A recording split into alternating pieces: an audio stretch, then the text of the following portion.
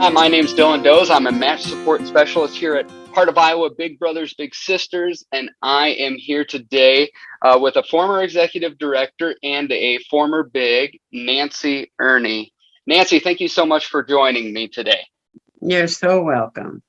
So, Nancy, Lynn tells me you're a pretty great storyteller, and you've got a wonderful, vibrant personality. So, I would love to know, how did you get connected to Heart of Iowa Big Brothers Big Sisters?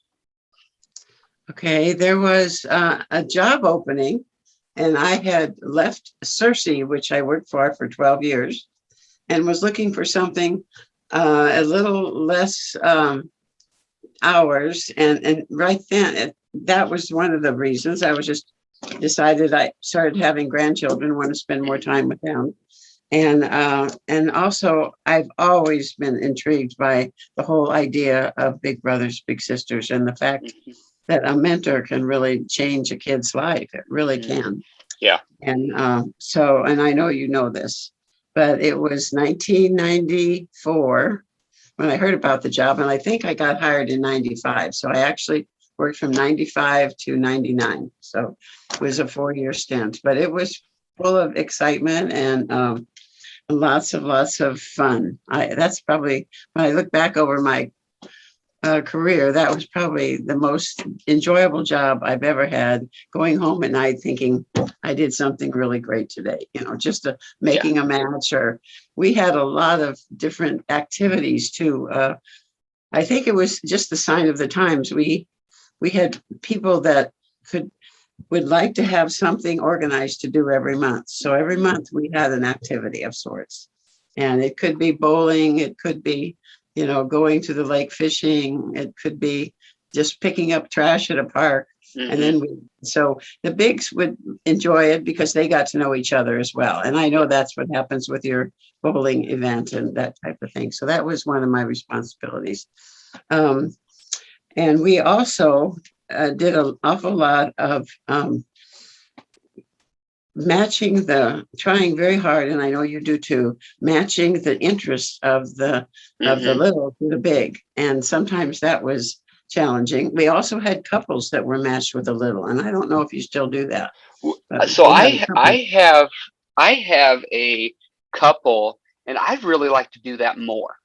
I think it's a good thing. I have found, one is there's consistency, just as schedules change for adults, but there's also just kind of you get both sides, that pseudo uncle, aunt, both sides. And I think it really adds a dynamic that I think it lays off a little bit. It's still the same responsibility and goal and joy, but I don't know, it's just a little bit different. I think it adds an element that to that kind of match, and it's a little bit more like a family, and it has a little bit more of a family element to it, family involvement. So yeah, we still do it. We don't have a lot, but it's something I'd like to go back at because I think it's really powerful. I think it is powerful, and I think that the couple themselves enjoyed it as well as the child, because it was a feeling of this might be like another extra grandchild running around, and they would include them in family events and that type of thing. So Nancy, do you remember a couple of the names as you were entering in that 94 and getting hired into 95 that were pretty important to just the overall role of Big Brothers Big Sisters? It may be a staff member, a board member, just somebody interviewed you, anybody that jumps out to you. Well, you mentioned one was Lou Miller, and he was definitely there. He wasn't on the board at the time, but he was always helping with different bits of advice, and also with just the idea of how we were going to perpetuate this organization. The other one would be Denny House.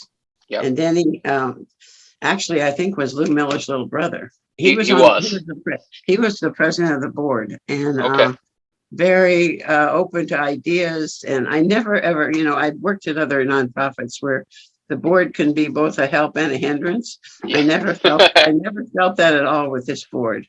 Fantastic. They were always so supported. supportive and a very attentive, attending meetings. And I always felt very good about that. We did not have the Bowl for Kids' Sake fundraiser then because we weren't really an official organization. And I'll tell you that part of the story Okay. later. But we had auction, the auctioneer down on old Highway 30. Yeah. Can't remember his name right now, would open up one night a year. And I think it was in March. It was probably in the early spring. And we would gather all the items to donate. And sometimes that it was a tricky time because it was just running around, and there was quite a few volunteers that did some of that too. And we would make $3,000 or $4,000, and that was supplement our regular income, which did come from United Way. So we had the United Way back then. But let me tell you the story before I forget it about. Apparently, we used the term Big Brothers, Big Sisters, and it was legally not right because we were That's not what I've part heard. of the national organization. So they had been given that notice probably a couple of years before I came. And I was told that it was kind of curious about that. But then we got an actual letter that said we're going to take some legal action. So then we got very busy. Yeah. And the whole last year of my tenure at Big Brothers Big Sisters was trying to meet those guidelines and come up with the plan.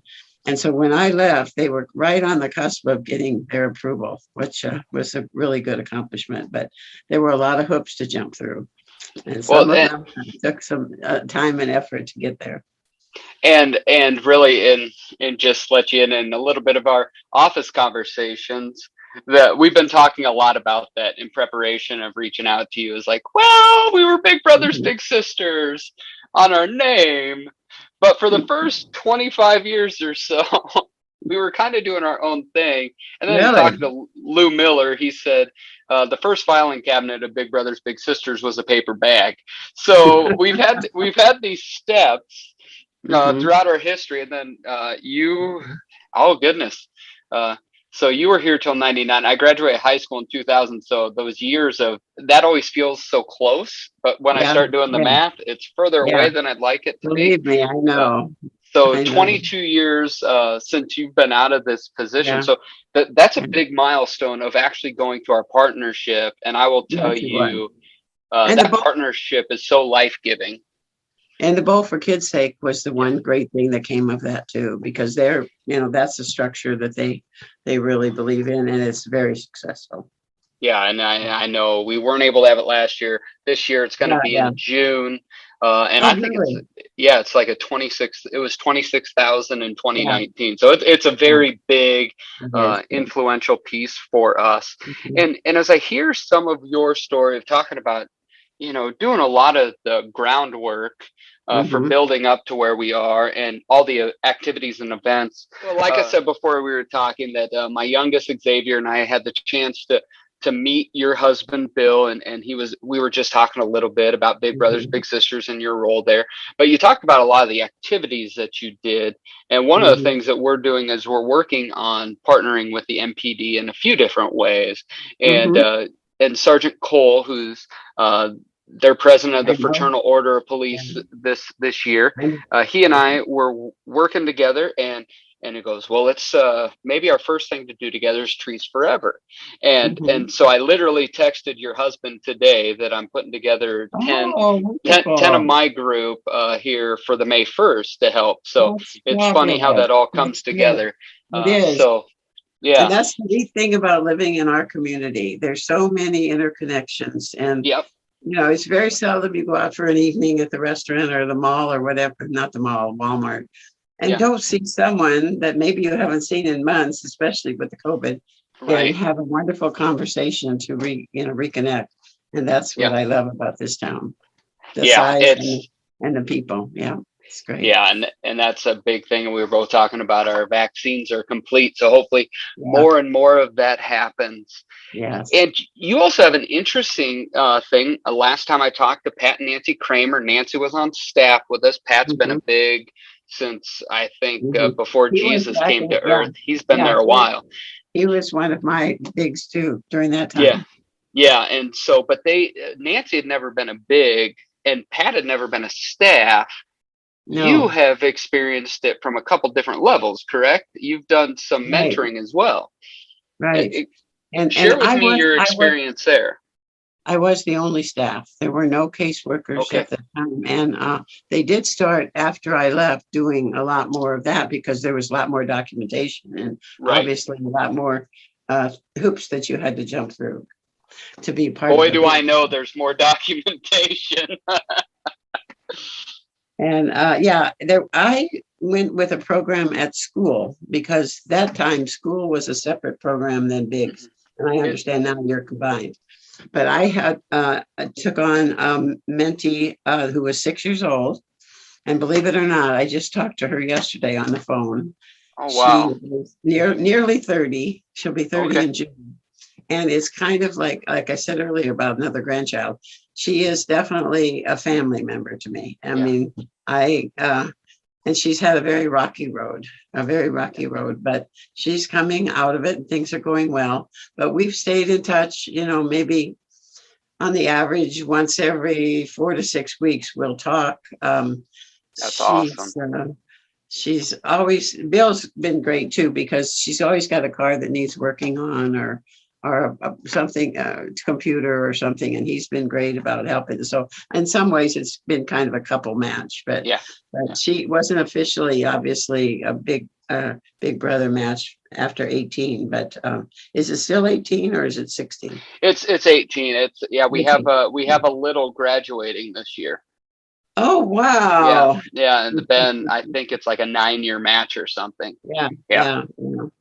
But And she's we're very close to her, and like I say, I really I hope that happens with a lot of them. The other thing that I noticed, and obviously in a town this size, I see a lot of the littles that have grown up and become um, you know adults and with families of their own. I'll see them. Hi, Miss Earney. They call me Mrs. Earney back then, and we have a nice chat conversation. Sometimes I honestly don't recognize them because they've changed so much, yeah, yeah, and I'm sure I have too, but they have much better perception of that. But yeah, that's really neat, and yeah, I know just from the words that they speak how important this program was to them as they were growing up.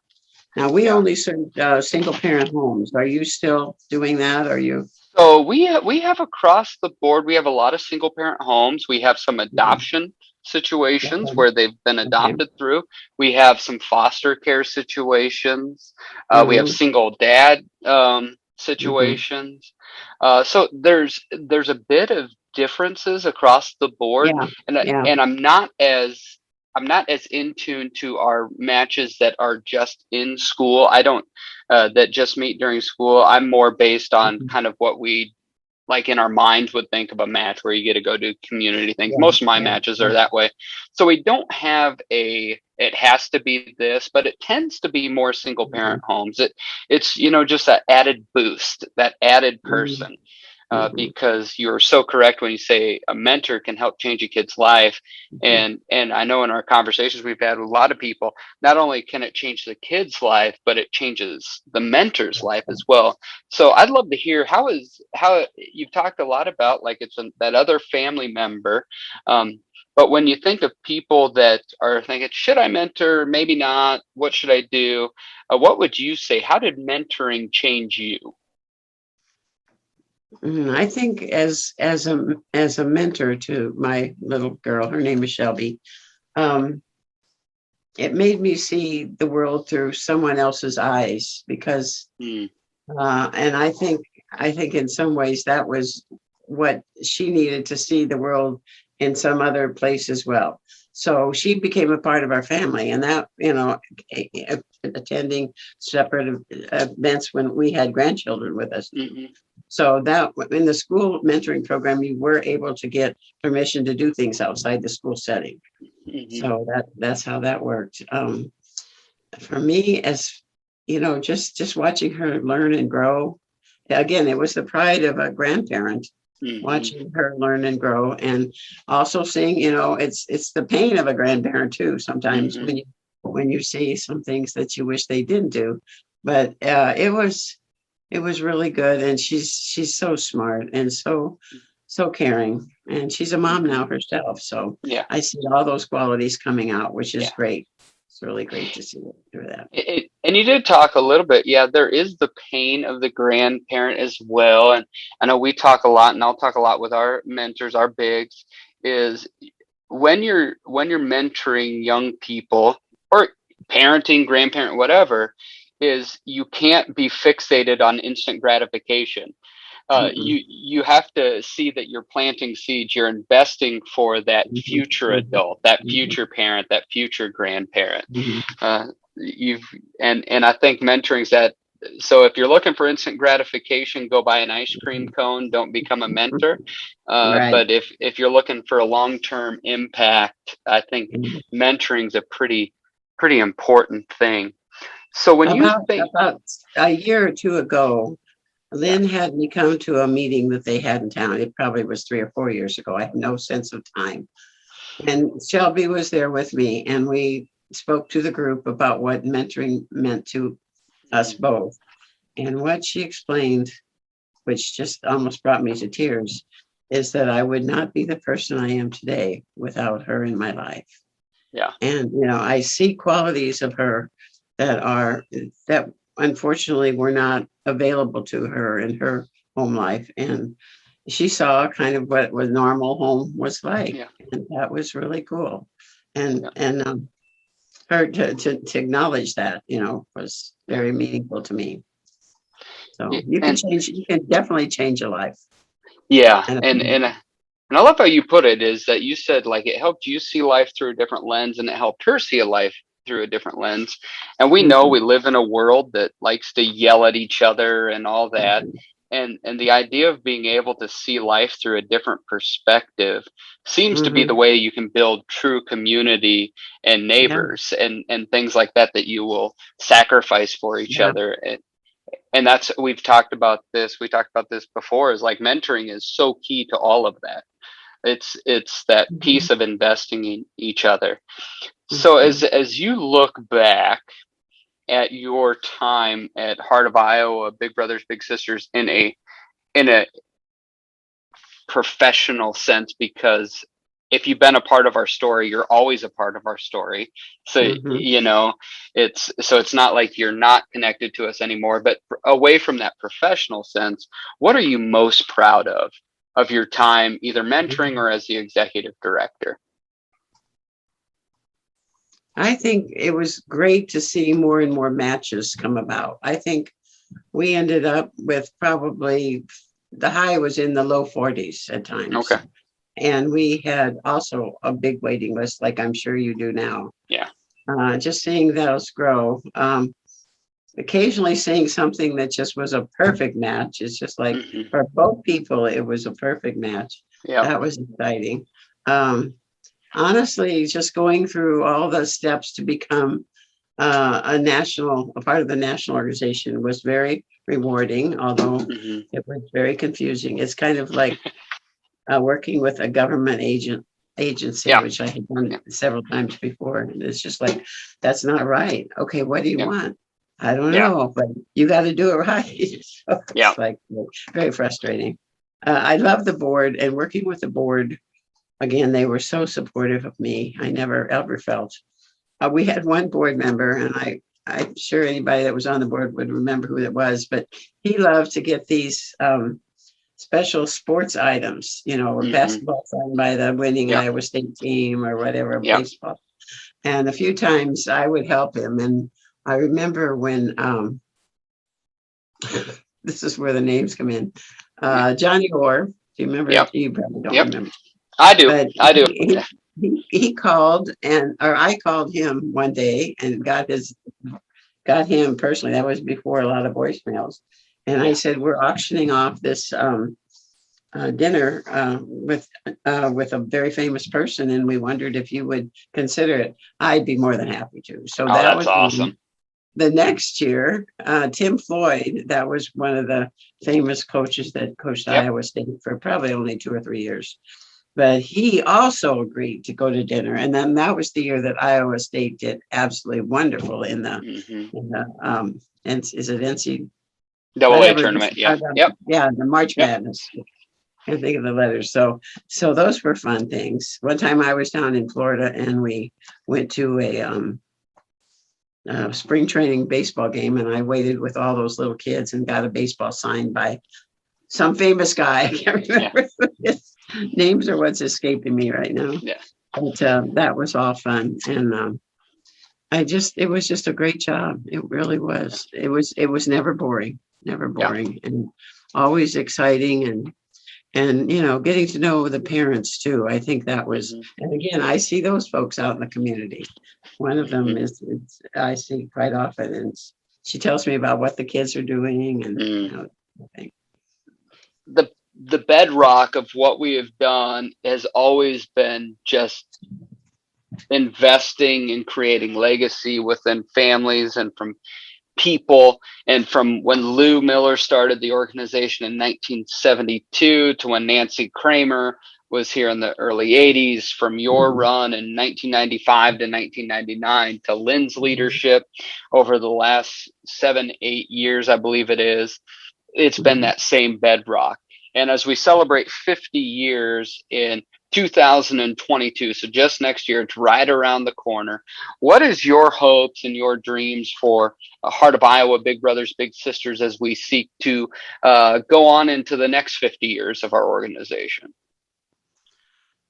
I hope that adults realize how important it is to be a part of a child's life, how much they can bring to their life. And so many kids seem to be in a place where not much time is spent with adults. They'd much prefer to spend it with kids. And I think an adult will help them so many times see another side of the situation. And if it's a loving adult, and I hate to use that word because a lot of people don't have to like to hear that word, but it's a loving person in your life that give you confidence that maybe the decisions you're making, even though it might be the same that all your peers are making, they will be the decisions that are the right ones for you. And so it's just kind of, and it's not actually making a total right turn. It's just kind of nudging them a certain way. And I think if people realize that their time that they spend with their little is doing that and making a difference, and studies are out the window, how it helps kids stay off drugs and out of trouble and all that. So, yeah. Literally, I am paid by a Justice Department grant of opioid prevention. That my federal granting dollars come from that. So, and I've seen it. So the 5 key things of mentoring is what we're kind of talking about a lot with our bigs this year. I've found whenever I interview someone, they say them without knowing what the 5 elements are because it's been the same. The first one is to show care. Second one is to challenge growth when it's appropriate to nudge them the right way. Third is to provide support, to be there along with. Fourth one is to share power, allow them to start making some decisions. The fifth one is just to expand possibilities. We talked about that, bringing people into a different environment. And if so, the last question I have for you, if someone's watching this and they're on the fence, do I really want to invest an hour a week? What would your advice be to that person? It would be a very well used hour. And actually, most of the time, it's a lot more fun and you want to spend more than an hour with them. It's reaching a certain level of a child's life that can really make a difference the rest of their lives. And it will with you too. So hopefully it will be worthwhile and you'll feel, terrific about what you did. And some of them go on to have 4 and 5 different littles. I'm sorry. Oh, you're fine. But it's amazing. Some of the littles grow up and then they get another little. And so. Yeah. Well, and you mentioned Denny Haas, and I know he is hopefully an interview coming up from being one of our original littles to being a Yeah. board president, to being a longtime supporter of what we do. Well, Nancy, I want to thank you personally, and of course, us as a whole organization want to thank you for your years of leadership and unending support and your time today. Thank you very much. So much. Nice to meet you.